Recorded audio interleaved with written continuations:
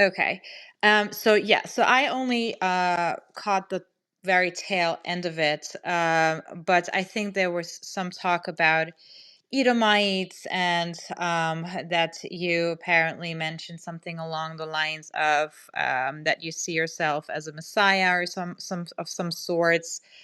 I don't know. There were a bunch of other things, and I think there was just a concern from the Jewish community, and that this type of talk is being normalized and feeding into the hate and into the rhetoric that Jews are not the real Jews, and Hebrews are the real Jews, and things like that.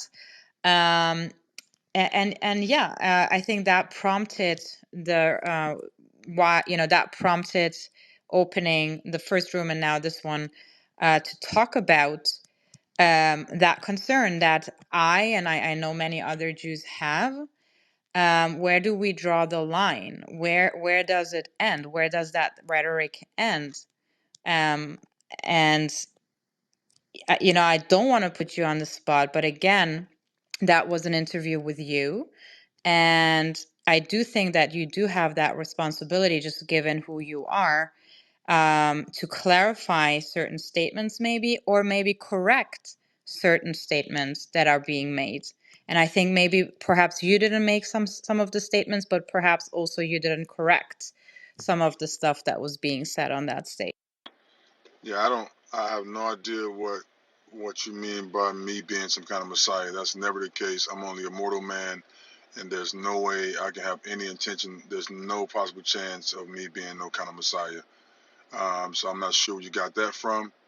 Far as my comments about Edom, I guess what I was saying was if whoever is Edom is not our concern, right? Everybody in God's creation have a chance to keep the laws and the mitzvahs of God to inherit the kingdom, and that was my whole point of view. So therefore, that connotation of the conversation is to somewhat try to discard that conversation of who's who and who's not, because everyone can, no matter who they are, have a chance to get grafted into God's kingdom, right? So that was my whole point of trying to eliminate that whole confusion about who's who and who's not. That was kind of the ideal of that. Um, and I forgot what else there was you mentioned. Andrew probably know. Andrew, I know we talked. He was in the chat before. I know he wanted to say a few words. I think he might have muted himself, but I would love to somewhat clarify whatever else misconceptions we might have heard. Yeah, I think the biggest misconception from the last room was the accusation that that he believed, or people were saying that he was situating himself as BHI, or people were making that accusation, and that accusation was running rampant, and people accepted it. And I think that's the biggest damage that was done today, is that some of the people who were in that room who aren't in this room now to hear the fact that it's not true. And it's shameful. I mean, that's what happens in Clubhouse. Someone says something. We're an identity people. I hear someone I speak to all the time, and they say something, and I'm going to accept it because I trust that person. But in this case, it turns out to not be true. And I think the biggest lesson from all this is that now we actually, thankfully, you're in the room and you're able to speak to it, because we are a family. Jews are a family, and especially in situations like this, it's so easy to just mess stuff up. And here's a good opportunity for you to say who you are, and for us, just crazy Clubhouse people, have an opportunity now to go back on some of the insanity of that room, because it really did get pretty ugly. It had to be killed because it was ugly, right? That whole room was closed.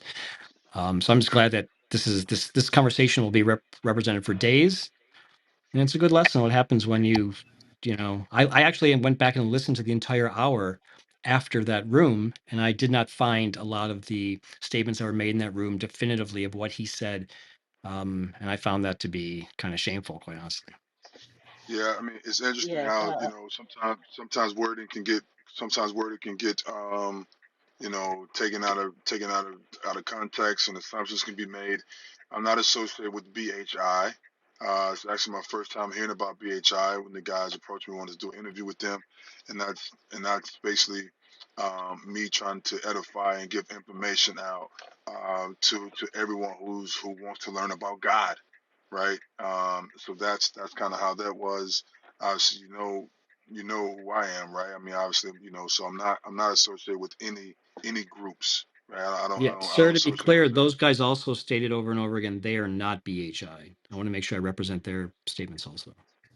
No, Yeah, they got it. identify as Hebrew Yeah, Israelites. but Andrew, BHR is I like a think that racist. doesn't necessarily mean No, they no, we don't. don't have to go into it. I'm just letting you know that they were very clear to say, please do not call me BHI. We are, and there's across the board. Not one person would say that. We know the difference here on Clubhouse, and what we all remember is what Rohan was talking about is how really ugly and dangerous it was. Literally, people threatening our lives and our families' lives, saying they're going to kill all of us who are self-identified as BHI.